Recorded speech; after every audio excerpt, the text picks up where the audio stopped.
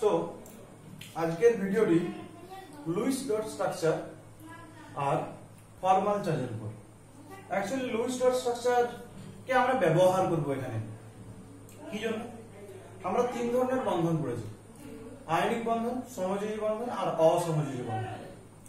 প্রথমত পরমাণু থেকে যখন অণু তৈরি হয় তখন এই বন্ধনগুলি দরকার হয়, কারণ পরমাণু এই বন্ধনের মধ্যে দিয়ে অণু একজনের সাথে আরেকজন যুক্ত হয়ে অণু গঠন করে।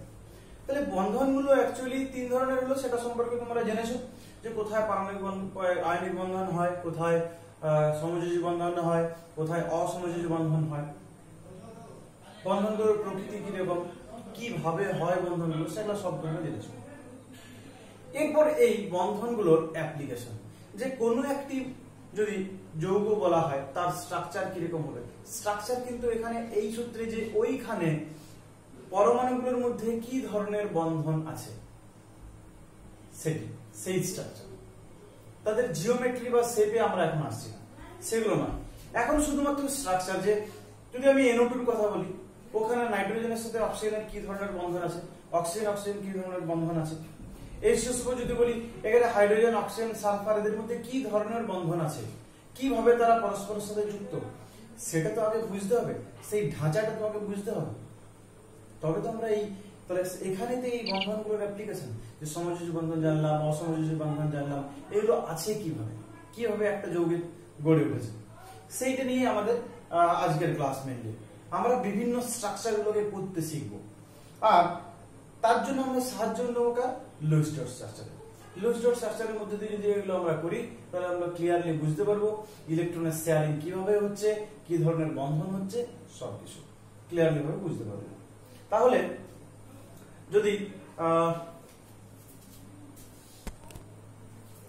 যদি আমরা একটা সিম্পল উদাহরণ নিয়ে এখন ব্যাপারটাকে এক্সপ্লেন করি, যে Cl2 অর্থাৎ ক্লোরিনের মধ্যে কি ধরনের বন্ধন আছে, কিভাবে ক্লোরিন মলিকিউলটি তৈরি হয়েছে। তাহলে এখানে দুটি ক্লোরিন আছে, সেই দুটি ক্লোরিন মিলে Cl2 তৈরি করেছে। তাহলে এই করার সবার প্রথম প্রসেস হচ্ছে, আমরা অ্যাটমিক স্ট্রাকচার অলরেডি পড়েছি, সেখানে আমরা অ্যাটমিক নাম্বার এবং ইলেকট্রন বিন্যাস সম্পর্কে আমাদের একটা ধারণা হয়ে আছে। ক্লোরিনের অ্যাটমিক নাম্বার হচ্ছে কত? 17। তাহলে ক্লোরিনের ইলেকট্রন বিন্যাস যদি আমরা করি, গ্রাউন্ড স্টেট, অবশ্যই বাইরের স্টেটটা যদি করি, তাহলে সেটা দাঁড়াবে কি? 3s2 3p5, এবং এর ক্ষেত্রেও তাই 3s2 3p5। তাহলে এটা যদি দেখি বক্স আকারে যদি আমরা এটাকে লিখি, তাহলে কি দাঁড়াবে?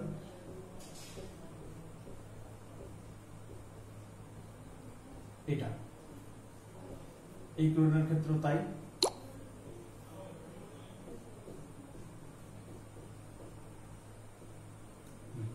তাহলে দেখতে পাচ্ছি যে বাইরের কক্ষপথে দুজনেরই কটা করে ইলেকট্রন আছে? এরও 2 2 4 2 6 7, এরও 2 2 4 2 6 7, 7টা ইলেকট্রন আছে।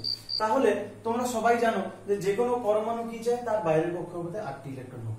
তাহলে এই ক্লোরিন পরমাণুরও বাইরের কক্ষপথে 1টি ইলেকট্রনের দরকার আছে, এরও বাইরের কক্ষপথে 1টি ইলেকট্রনের দরকার আছে। তাহলে এরা পরস্পরের মধ্যে সমযোজী বন্ধন করবে। সমযোজী বন্ধন তোমরা পড়েছো যে 1টি ইলেকট্রন এরা পরস্পরের মধ্যে শেয়ার করে নিজেদের মধ্যে একটি বন্ধন গঠন করবে। তাহলে সেটি কি রকম হবে? এই ক্লোরিন, আমি লুইস ডট স্ট্রাকচার মানে এখানে এক ধরনের স্ট্রাকচার দেখাই, ইলেকট্রনগুলোকে দেখাই, এটিকে আমি ক্রস দিয়ে দেখাচ্ছি। এগুলো হলো নিচে 6টি আর এই 1টি ইলেকট্রন। আর একটি ক্লোরিন অ্যাটম আছে, এগুলোকে আমি ডট দিয়ে দেখাচ্ছি, এরও সেম, ডট দিয়ে দেখাবো। তাহলে দুজনেরই 7টি ইলেকট্রন আছে। এই দুটি ইলেকট্রন যদি পরস্পরের মধ্যে শেয়ার হয়, অর্থাৎ একটি বন্ধন গঠন করে, তাহলে ক্লোরিনের সাথে ক্লোরিনের একটি এক বন্ধন গঠন করে ক্লোরিন পরমাণু তৈরি করবে, তাহলে যে অণু তৈরি করবে। তাহলে আমরা সেটা কি দেখতে পাবো? Cl বন্ড Cl, একটি বন্ধন আছে, এই হয়ে গেল আমাদের Cl2 ক্লোরিন অণু Cl থেকে। তাহলে এই গেল আমাদের ক্লোরিন দিয়ে উদাহরণ। ঠিক সেইভাবে যদি আমরা অক্সিজেন দিয়ে উদাহরণ দেখাই, তাহলে সেটা কিরকম হবে সেটাতে আসছি। হ্যাঁ, যেহেতু আমরা আগের ক্লোরিনের সময় ইলেকট্রন বিন্যাস দেখিয়েছি, তাই ভিডিওর সময় কম করার জন্য আমরা ওটাকে আগে থেকে করে রাখলাম। তাহলে যদি আমরা অক্সিজেন মলিকিউলের কিভাবে ফরমেশন হয়েছে দেখি, তাহলে দেখবো যে অক্সিজেন, এখানেও দুটি অক্সিজেন আছে, দুজনেরই ইলেকট্রন বিন্যাস কি? 2s2 2p4, 2s2 2p4, দুজনেরই আনপেয়ার ইলেকট্রন দুটি করে আছে, অর্থাৎ বাইরের কক্ষপথে দুটি ইলেকট্রন হলেই এদের ইলেকট্রন বিন্যাস সম্পূর্ণ হবে এবং এরা পরস্পর স্টেবিলিটি লাভ করবে। তার জন্য কি হবে? এদের স্ট্রাকচার তাহলে আমরা কিভাবে করতে পারি, তাহলে দুটি করে দেখছি আমরা লোন পেয়ার আছে, এরা কিন্তু কোনো জায়গায় কোনো অংশগ্রহণ করছে না বন্ধনে, মানে এরা কিন্তু আনপেয়ার হতে পারবে না, আর জায়গা নেই এখানে কোনো যেখানে আনপেয়ার হতে পারবে এরা। তাহলে সেটা যদি করি তাহলে একটাকে ডট দিয়ে দেখাই, এই দুটো ইলেকট্রন পেয়ার পড়ে আছে আর এই দুটো ইলেকট্রন এভাবে আছে। যদি নেক্সট অক্সিজেন দেখি তাহলে তার ক্ষেত্রেও তাই, আমি লোন পেয়ার গুলোকে ডট দিয়ে দেখাই আর দুটো ইলেকট্রন কি করতে পারবে, এই দুজনের সাথে শেয়ারিং করতে পারবে। তাহলে এই দেখো এখানে এই যে দুটো আনপেয়ার ইলেকট্রন এবং এই অক্সিজেনের এই দুটো আনপেয়ার ইলেকট্রন, এরা পরস্পরের সাথে শেয়ারিং করার মধ্যে দিয়ে একটা বন্ধন গঠন করতে পারে। তাহলে আমরা এখানে কি দেখলাম যে অক্সিজেনের সাথে অক্সিজেনের একটা ডবল বন্ড গঠনের মধ্যে দিয়ে অক্সিজেন মলিকিউলটি তৈরি হয়েছে। তো যদি মলিকিউলটা ডিরেক্ট আমরা স্ট্রাকচার দিকে তাহলে কি ভাবে হবে, এই অক্সিজেন এর সাথে দুটি বন্ধনের মধ্যে দিয়ে অক্সিজেন। অ্যাকচুয়ালি এই বন্ধন মানে কি হলো, তাহলে যে একটি বন্ধন মানে অ্যাকচুয়ালি দুটি ইলেকট্রনের শেয়ারিং, এই অক্সিজেনের একটি ইলেকট্রন এই অক্সিজেনের একটি ইলেকট্রন দুটি মিলিয়ে একটি বন্ধন, আবার এই অক্সিজেনের একটি ইলেকট্রন এই অক্সিজেনের একটি ইলেকট্রন দুটি মিলিয়ে একটি বন্ধন, ডবল বন্ড গঠিত হয়েছে। এইভাবে অক্সিজেন মলিকিউলটি তৈরি হয়েছে। ঠিক আমরা এইভাবে যদি ইয়েতে যাই, ওজোন মলিকিউলে যাই, তাহলে কি রকম হবে সেটা আমরা করে দেখাচ্ছি O3 এর ক্ষেত্রে। পজ কর। তাহলে যদি আমরা ওজোন মলিকিউলের ক্ষেত্রে দেখি তাহলে এখানে দেখতে পাবো কি তিনটি অক্সিজেন আছে, তার মধ্যে নিশ্চয়ই কোনো একটি অক্সিজেন সেন্টার অক্সিজেনের কাজ করবে, অর্থাৎ মাঝখানে থাকবে, তার সাথে দুটো অক্সিজেন যুক্ত থাকবে। কিন্তু সেটা আমরা বুঝবো কি করে যে কোন অক্সিজেন সেন্টারে কাজ করবে বা কি কার সাথে কি ধরনের বন্ধন গঠন করবে। তাহলে তিনটি অক্সিজেন আছে, তিনজনের ইলেকট্রন বিন্যাস সেম হয়ে আছে। আমরা কি করব, আমরা স্ট্রাকচারটি বানানোর জন্য প্রথমত সেই আগের পদ্ধতিতে যেভাবে O2 হয়েছিল সেভাবে করার চেষ্টা করি। সেভাবে যদি করি তাহলে কি রকম হবে, এই একটি অক্সিজেন অ্যাটম নিচ্ছে, এখানে আমি নিচে করি,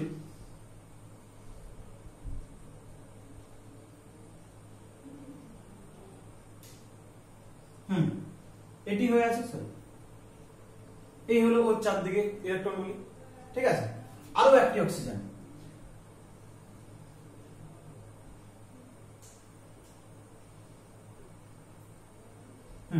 তাহলে এটি এর সাথে কি করলো, এই দুটির মধ্যে শেয়ারিং হলো, একটি ডবল বন্ড গঠন করে নিল। তাহলে আর একটি অক্সিজেনের সাথে ডবল বন্ড গঠন করার জন্য তো এর ইলেকট্রন খালি পড়ে নেই। তাহলে আমি যদি এই অক্সিজেন দুটি কি প্রথম দুটি অক্সিজেন দেখাই তাহলে কি এদের দেখো এইগুলো কিন্তু ফিল আপ হয়ে গেল, আমি ডট দিয়ে দেখিয়ে দিই যে এদের কিন্তু এগুলি আর আনপেয়ার ইলেকট্রন খালি থাকলো না, এগুলি অ্যাকচুয়ালি কিন্তু ফিল আপ হয়ে গেল। মানে দুটি করে ইলেকট্রন এও দুটি পেয়ে গেছে তাই ও দুটি ফিল আপ হয়ে গেছে, এও দুটি পেয়ে গেছে তাহলে এও দুটি ফিল আপ হয়ে গেছে। তাহলে নেক্সট অক্সিজেনের জন্য দুটি আনপেয়ার অবস্থায় পড়ে আছে আর এদের কিন্তু ইলেকট্রন দেওয়া নেওয়ার আর কোনো জায়গা নেই। তাহলে কিভাবে বন্ধন গঠন করবে, সমযোজী বন্ধন গঠন করতে গেলে তো ইলেকট্রনের শেয়ারিং দরকার। তাহলে কিভাবে করবে, তখন সেই মুহূর্তে দেখো ইলেকট্রনের দেওয়ার জন্য তাহলে শুধুমাত্র লোন পেয়ার গুলি পড়ে আছে, আর কিন্তু কিছু নেই, কারণ এরা কিন্তু সুন্দরভাবে একটি করে বন্ধন। তাহলে যেটা ওজন নিয়ে বলছিলাম যে ওজন মলিকিউল যখন বানাবো তখন কি হচ্ছে যে সেই অক্সিজেনের মতো প্রসেসে যদি আমি বানানোর চেষ্টা করি তাহলে কি দেখতে পাচ্ছি যে এই অক্সিজেন আছে, তার দুটো ইলেকট্রন আছে এখানে, আরো দুটো ইলেকট্রন আছে এখানে, আর দুটো ইলেকট্রন যেগুলো শেয়ার আপ করবে আরেকটা অক্সিজেন। এই অক্সিজেন এর দুটো ইলেকট্রন আছে, ঠিক আছে, এর দুটো লোন পেয়ারের দুটো ইলেকট্রন আছে। তাহলে এই দুটো তো বন্ধন করে ফেললো অ্যাজ ইউজুয়াল ওজনের মতন। তাহলে এইটা হলো নরমাল অক্সিজেনের। তাহলে এইটা করার ফলে কি হলো, দেখো এখানে এই দুজনের ইলেকট্রন এই দুজনের ইলেকট্রন এই যে ছিল এরা কিন্তু পরস্পরের সাথে পেয়ার আপ করে নিয়েছে। মানে এক কথা যদি বলতে যাই তাহলে এগুলো কিন্তু ফিল আপ হয়ে গেল, ঠিক আছে, এগুলো কিন্তু ফিল আপ হয়ে গেল, এরও কিন্তু ফিল আপ হয়ে গেল, ঠিক আছে। তাহলে এই অক্সিজেনের ক্ষেত্রে কি, এই অক্সিজেনের তো আনপেয়ার অবস্থায় দুটি ইলেকট্রন আছে, তাহলে এই অক্সিজেন এরা তো পুরোপুরি অক্সিজেনের মতো স্ট্রাকচার গঠন করে নিয়েছে, ফিল আপ হয়ে গেছে। এই অক্সিজেনের সাথে কিভাবে যুক্ত হবে, আর তো যুক্ত হওয়ার জন্য কোনো আনপেয়ার ইলেকট্রন এদের মধ্যে পড়ে নেই, সব তো ফিল আপ, আর এর আবার দুটো আনপেয়ার অবস্থায় আছে। তাহলে কি করতে হবে, তাহলে তখন এই অবস্থায় সেই অসমযোজী বন্ধন এখানে আমরা কাজে লাগাতে পারবো। দেখো অক্সিজেনের লোন পেয়ার আছে কিন্তু দেওয়ার মতো, আর এর নেওয়ার কিন্তু জায়গা এখনো পর্যন্ত নেই। লোন পেয়ার নেবে কি করে, এর তো দুটি ঘর একটি একটি আছে, তাহলে লোন পেয়ার নিতে গেলে তো একটি ঘর পুরোপুরি খালি করতে হবে। তাহলে তখন এই অক্সিজেন কি করে, নিজেকে একটু রিঅ্যারেঞ্জ করে বা এক্সাইটেড স্টেটে যে পরে এই ইলেকট্রনটা এখানে এসে কি হয়ে যায়, পেয়ার আপ করে যায়। তাহলে কি একটা ঘর পুরোপুরি খালি হয়ে গেল। এরপর মাঝের অক্সিজেন কিন্তু কি করতে পারবে, তার একটা লোন পেয়ার কিন্তু এখানে চাইলেই দিতে পারবে এবং তার মধ্যে দিয়ে একটা অসহযোজন বন্ধন গঠন করতে পারবে। তাহলে সেটা যদি দেখাই তাহলে দেখো আমি কি করব, এই যে লোন পেয়ারটা ধরো এখানে ডোনেট করলো, তাহলে সেটাকে এখানে দেখাই যে এই অক্সিজেন তার লোন পেয়ারের দুটো ইলেকট্রন কোন দিকে করলো, আর একটা অক্সিজেনের সাথে শেয়ার করলো। তাহলে এই অক্সিজেন কি একটি ইলেকট্রন এর কাছ থেকে পেলো, এই যে দুটো ইলেকট্রন পেয়েছে এখানে, ঠিক আছে। আর নিজের 3 জোড়া ইলেকট্রন এখন পর্যন্ত আছে, এগুলোকে আমি ক্রস দিয়ে দেখাই, নিজের 3 জোড়া ইলেকট্রন আছে। তাহলে এই হয়ে গেল ওজনের স্ট্রাকচার। তাহলে দুটো দেখো সমযোজী বন্ধন, এই দুটো সমযোজী।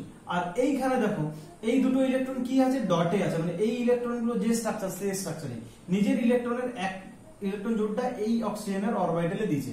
তার জন্য কি একটি কিন্তু ইলেকট্রন নিজের দিকে আছে আর একটি ওর কাছে গেছে, দিয়ে সেই শেয়ারিং হয়ে একটি বন্ধন গঠন করেছে। তাহলে অসমযোজী বন্ধনও কিন্তু এক ধরনের সমযোজী বন্ধন।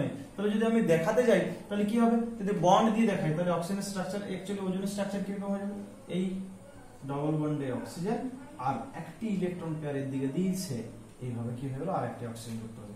তাহলে এই হয়ে গেল অ্যাকচুয়াল ওজনের স্ট্রাকচার। এরপর আমরা যেটা নিয়ে কথা বলছিলাম বলবো সেটা হচ্ছে ফর্মাল চার্জ। তাহলে ফর্মাল চার্জ ব্যাপারটা প্রথমে আমি বলে দিচ্ছি, ফর্মাল চার্জ ব্যাপারটা কি। ফর্মাল চার্জ হলো, তোমরা জানো যে প্রত্যেকটি অ্যাটম হচ্ছে নিস্তড়িত। কিভাবে নিস্তড়িত, কেন্দ্রে যতগুলি প্রোটন আছে তার বাইরের টোটাল কক্ষপথে ততগুলি ইলেকট্রন আছে মিলিয়ে। যেমন ধরো অক্সিজেন অ্যাটমিক নাম্বার 8, তার মানে 8টি প্রোটন আছে এবং বাইরের টোটাল কক্ষপথে 8টি ইলেকট্রন আছে মিলিয়ে কিন্তু সে নিস্তড়িত হয়েছে। বাইরের কক্ষপথে তাহলে অক্সিজেনের ক্ষেত্রে কটি ইলেকট্রন আছে, 6টি আছে। তাহলে আমরা এখানে শুধুমাত্র বাইরের কক্ষপথে নিয়ে কাজ করছি। তাহলে আমরা ফর্মাল চার্জ কি, তাহলে কোনো একটি অ্যাটম কি করে, তার বাইরের কক্ষপথে একটি ইলেকট্রন নিতে পারে বা দিতেও পারে। যখনই একটি অ্যাটম একটি ইলেকট্রন নিয়ে নিল তখন কিন্তু তার প্রোটন সংখ্যার থেকে ইলেকট্রন সংখ্যা কি হলো, বেশি হয়ে গেল, মানে তার চার্জ কিন্তু মাইনাস হয়ে যায়। যখন কোনো অ্যাটম একটি ইলেকট্রন দিয়ে দেয় তখন তার কি হয়, প্রোটন সংখ্যা বেশি হয়ে যায়, তাহলে প্লাস চার্জ তৈরি করে। তাহলে ফর্মাল চার্জ মানে এই মলিকুলের মধ্যে থেকে, মলিকুলে উপস্থিত যে অ্যাটম গুলো আছে, এখানে একটা অক্সিজেন অ্যাটম, এই একটা অক্সিজেন অ্যাটম, এই একটা অক্সিজেন অ্যাটম, এদের যে আলাদা আলাদা যদি কোনো চার্জ থেকে থাকে সেটাকে বলবো আমরা ওদের স্পেশাল ফর্মাল চার্জ, ওদের ফর্মাল চার্জ। সেটা কি সম্ভব যে মলিকুল O3 দেখছি আমরা নিস্তড়িত, O3 তে কোনো চার্জ নেই, তাহলে কি এই অক্সিজেনগুলোর মধ্যে কোনো চার্জ সম্ভব, সেটাতেই আমরা আসবো। তাহলে সেটা আমাদেরকে ক্যালকুলেট করে দেখতে হবে এবং সেটি করার জন্য এই লুইস ডট স্ট্রাকচারটি আমাদের দরকার। তাহলে আমরা কিভাবে ফর্মাল চার্জ নির্ণয় করব, ফর্মাল চার্জ মানে হচ্ছে, আমি একসাথে শর্টে ফর্মাল চার্জ FC লিখে দিলাম। ফর্মাল চার্জ মানে হচ্ছে বন্ধন গঠন করার আগে কোনো অ্যাটমের বাইরের কক্ষপথে যতগুলি ইলেকট্রন আছে মাইনাস বন্ধন গঠন করার পর তার চারদিকে কতগুলো ইলেকট্রন আছে, সেটাই হয়েছে। তাহলে আমরা দেখি অক্সিজেন, এই 3টে অক্সিজেন আছে এখানে, তাহলে এই 3টে অক্সিজেনের ফর্মাল চার্জ আমরা নির্ণয় করে দেখবো যে কি হচ্ছে কি। তাহলে আমি একটু এই অক্সিজেনগুলোকে নাম্বারিং করে দিচ্ছি। এইটার নাম্বারিং করে দিলাম 1 নম্বর, এটার নাম্বারিং করে দিলাম 2 নম্বর এবং এটার নাম্বারিং করে দিলাম 3 নম্বর, এই 3টি অক্সিজেনের। ঠিক আছে, তাহলে অক্সিজেনের চারদিকে বাইরের কক্ষপথে কটি ইলেকট্রন থাকে, সবাই জানো 6টি ইলেকট্রন থাকে। তাহলে অক্সিজেন 1 এর বাইরের কক্ষপথে কটি ইলেকট্রন আছে, 6টি ইলেকট্রন আছে। ঠিক আছে, 6টি ইলেকট্রন আছে এবং সেই এখন বন্ধন হয়ে গেছে। তারপরে যদি আমরা দেখি তারপরে কি হচ্ছে, বাইরের কক্ষপথে এই অক্সিজেনের চারদিকে কটি ইলেকট্রন আছে, 1টি 2টি 3টি 4টি 5টি 6টি, অর্থাৎ 6 - 6 মানে কত হলো, 0। আমরা আসি দ্বিতীয় নম্বর অক্সিজেন, অর্থাৎ ও যদি 2 নম্বর অক্সিজেন বলি, O2 এর কথা বলি, এখানে O2 মানে O2 মলিকিউল নয়, 2 নম্বর অক্সিজেন। তাহলে কি এরও বাইরের কক্ষপথে সাধারণ অবস্থায় কটি ইলেকট্রন থাকে, 6টি থাকে, তাহলে 6টি। আর এখন ওর চারদিকে কতগুলি আছে, আমরা শুধু কিন্তু ডট গুলি গুনবো, ওর অক্সিজেন ডট গুলি, এই ইলেকট্রন ডট গুলি 1টি 2টি 3টি 4টি 5টি, এখন কিন্তু 5টি আছে। তাহলে এর কি হয়ে গেছে, +1। তাহলে এই অক্সিজেনের চার্জ 0, এই অক্সিজেনের চার্জ কি হলো, +1। আর এই অক্সিজেন যদি দেখি O3 এর ক্ষেত্রে কি হবে, এর ক্ষেত্রেও কি বাইরের কক্ষপথে 6টি ইলেকট্রন থাকে, এখন কতগুলি আছে, 1 2 3 4 5 6 আর এই 1 7 হয়েছে, মানে -7 সমান হয়ে গেল -1। তাহলে এই অক্সিজেনের চার্জ হচ্ছে -1। তাহলে দেখো এই অক্সিজেন কি হয়েছে, নরমাল ভাবে ইলেকট্রন শেয়ারিং করেছে, 6টাই আছে, ওর মধ্যে কোনো চার্জ ক্রিয়েশন হয়নি। কিন্তু এরা কি হয়েছে, এই অক্সিজেন একটি ইলেকট্রন পেয়ার এই অক্সিজেনের ফাঁকা অরবিটালে ডোনেট করেছে।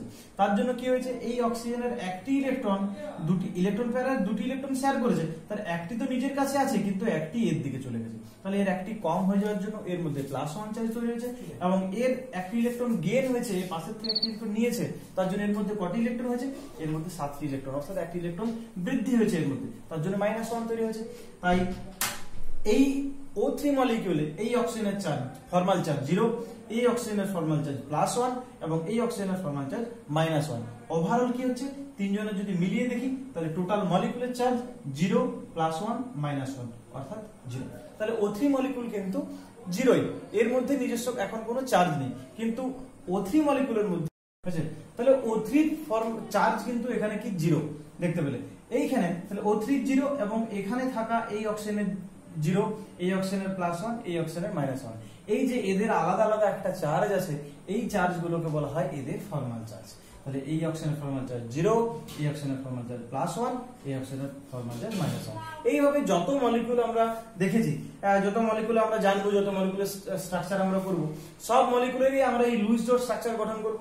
সেখানে আমরা দেখব সমযোজী বন্ধন হবে না অসমযোজী বন্ধন হবে, সমযোজী হলে এক বন্ধন হবে না দ্বিবন্ধন হবে, এইগুলো দেখে দেখে আমাদেরকে এই ইলেকট্রন বিন্যাস করে সেইভাবে আমাদেরকে এগুলো করতে হবে, যেভাবে O3 মলিকুলটা দেখালাম।